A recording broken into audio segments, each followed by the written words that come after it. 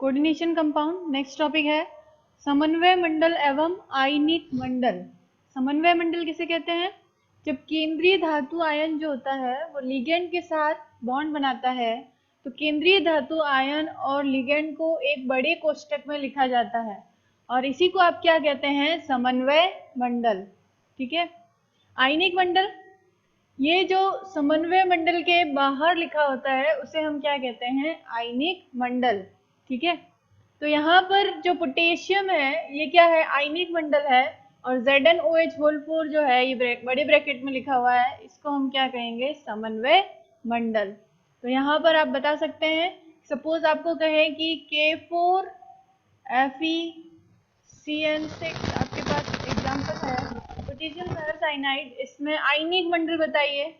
तो आपके पास आयनिक मंडल जो है वो होगा K4 और समन्वय मंडल होगा इस बड़े ब्रैकेट में लिखी हुई पूरी एंटाइटी क्या कहलाएगी? समन्वय मंडल। FeCN6 इसको कहेंगे समन्वय मंडल। तो ये बात समझ में आ गई होगी। नेक्स्ट है आपका समन्वय बहुफलक किसे कहते हैं?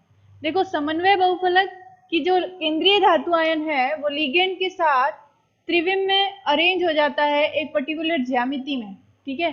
तो उस दिक् स्थान व्यवस्था जो होती है उसी को हम क्या कहते हैं? समन्वय बहुफलक। जैसे मैं आपको एक एग्जांपल बताऊं, सपोज कि मेटल जो है उसका कोऑर्डिनेशन नंबर 4 है तो वो टेट्राहेड्रल ज्योमेट्री में इस तरह से अरेंज हो सकता है, तो उसको आप कहेंगे चतुष्फलकीय समन्वयक बहुफलक। चतुष्फलकीय ज्यामिति हो जाएगी, ये लिगेंड होगा, ये लिगेंड और ये लिगेंड, इसको कहते हैं चतुष्फलकीय ज्यामिति। ये आपने पढ़ा हुआ है।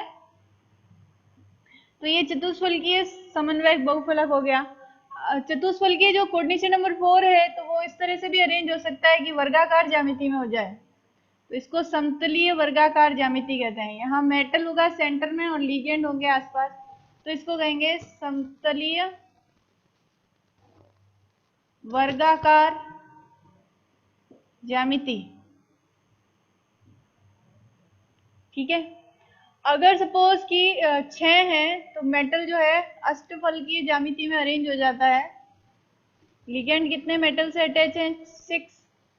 तो ligand ligand ligand ligand ligand और लिगेंड, तो इसको आप कहते हैं अष्टफलकीय ज्यामिति। अष्टफलकीय ज्यामिति। इसी तरह से एक वर्गाकार पिरामिड भी होती है M, और यहां पर एक L हो तो इस ज्योमेट्री को क्या कहते हैं? वर्गाकार पिरामिडी। यहाँ कोऑर्डिनेशन नंबर क्या होगा मेटल का? 5 होगा। उपसंयोजन संख्या कितनी होगी मेटल की? 5। तो इसको कहते हैं वर्गाकार पिरामिडी। ये देखो एक वर्ग है और ये क्या बन गया? पिरामिड, तो इसको कहते हैं वर्गाकार पिरामिडी।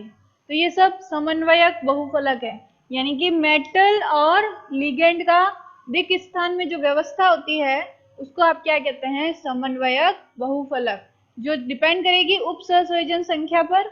मेटल की उपसंयोजन संख्या क्या है उसके आधार पर क्या होगी? अलग अलग ज्यामिति व्यवस्थाएं होती है।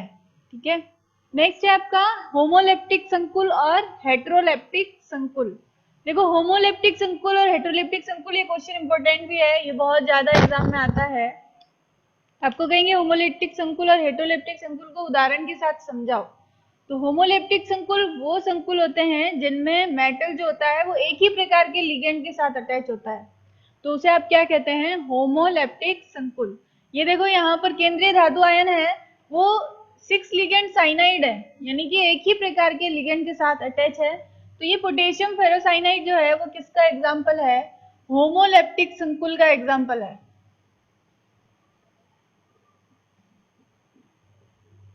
लेकिन अगर केंद्रीय धातु आयन जो है वो एक से अधिक प्रकार के लिगेंड के साथ अटैच हो तो उसे आप क्या कहते हैं? हेट्रोलेप्टिक संकुल।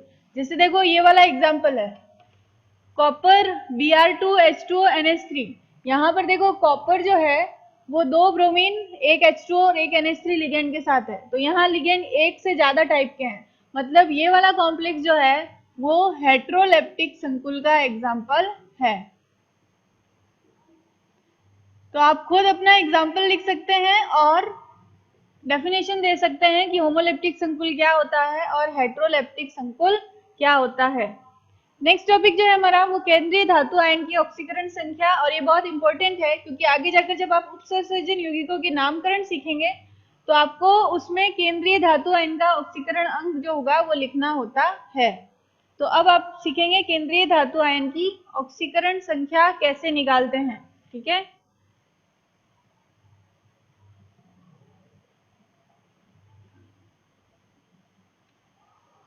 तो केंद्रीय धातु आयन की ऑक्सीकरण संख्या निकालने के लिए सबसे पहले क्या करना होता है, आपको जिसमें भी निकालनी है उसका आप फॉर्मूला लिख लो। जैसे कि सपोज K2ZnOH4 ये वाला कॉम्प्लेक्स है हमारे पास,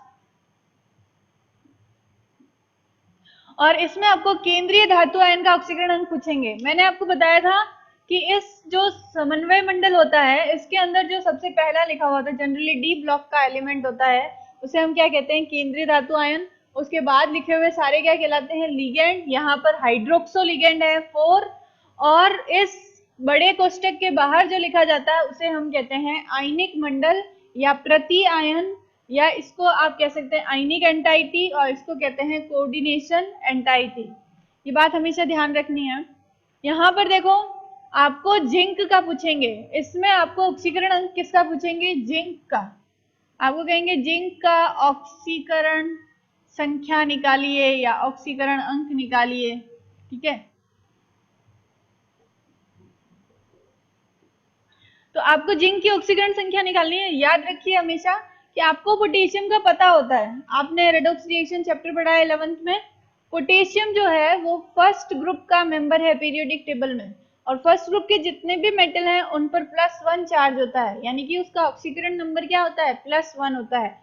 तो ये आपको पता होता है। तो यहाँ पर देखिए पोटेशियम कितने हैं, 2, और एक पोटेशियम पर चार्ज आपको पता है कितना होता है, +1। पोटेशियम का हमेशा +1 होता है, फिक्स होता है, जो याद रखना है क्योंकि ये फर्स्ट ग्रुप का मेंबर है पीरियोडिक टेबल में।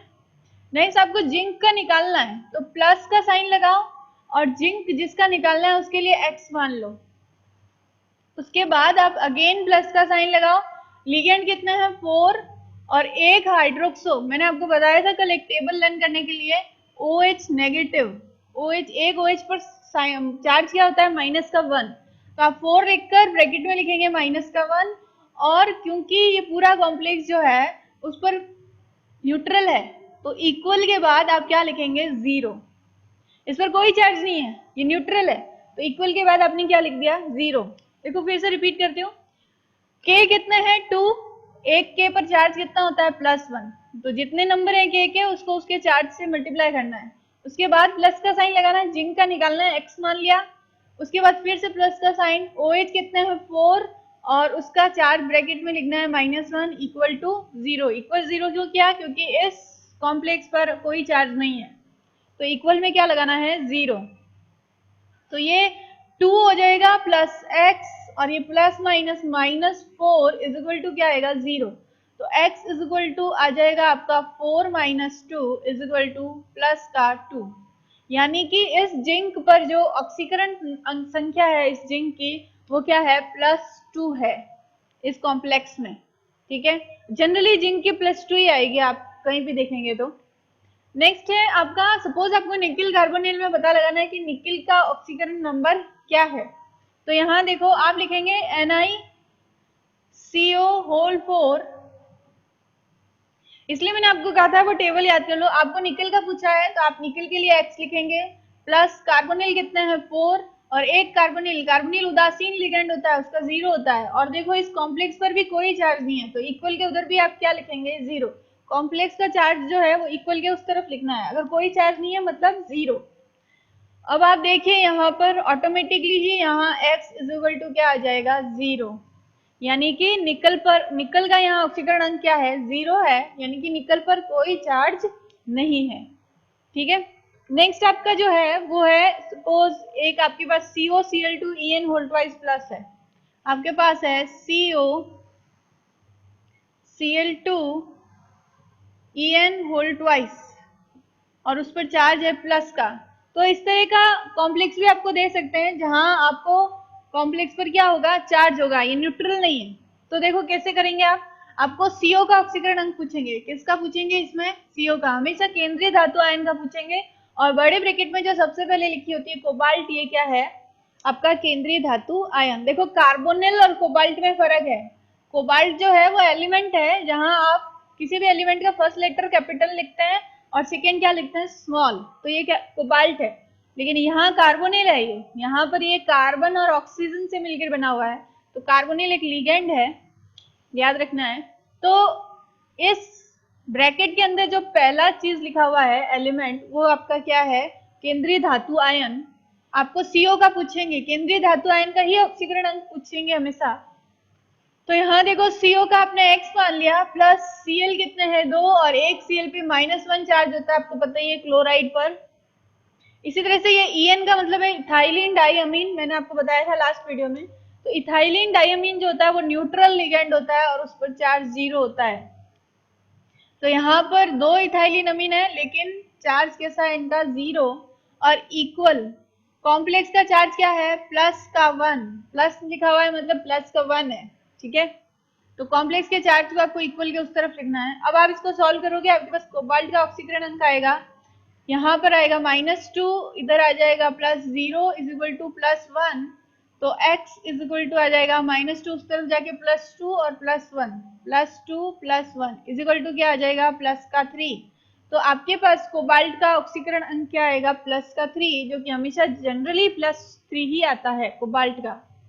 तो इस तरह से आप धातु की क्या निकाल सकते हैं, ऑक्सीकरण संख्या, यानी कि केंद्रीय धातु आयन का ऑक्सीकरण अंक निकाल सकते हैं। आपको प्रैक्टिस करनी पड़ेगी।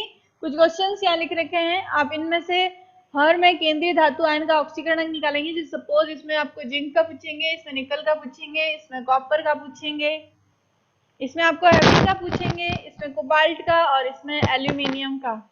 तो इस तरह से आप निकाल सकते हैं केंद्रीय धातु आयन का ऑक्सीकरण अंक, ठीक है।